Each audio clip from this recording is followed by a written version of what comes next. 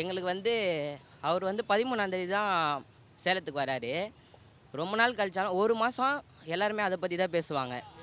அவர் ஒரு நாள் வந்தாலே போதும். தினைக்கும் வரணும் அப்படின்றதுலாம் தேவையில்ல. மாதத்துக்கு ஒரு வாட்டி வந்தாலே அதை வந்து எல்லா ப்ரெஸ்ஸு எல்லாருமே பத்திரிக்கையாளர்கள், அரசியல் விமர்சகர்கள் எல்லாருமே அதை பற்றி தான் பேசின்னு இருப்பாங்க.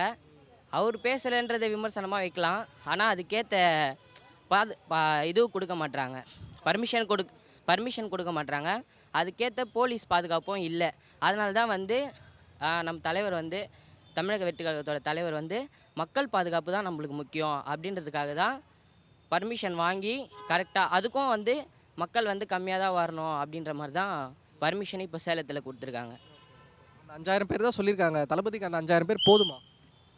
5000 பேர்னா அங்கே வந்து நிறைய பேர் நான் 13ஆந்தேதி பாருங்கள் 5000த்திற்கும் மேற்பட்ட நபர்கள் தான் வந்து வெளியே வெயிட் பண்ணுவாங்க.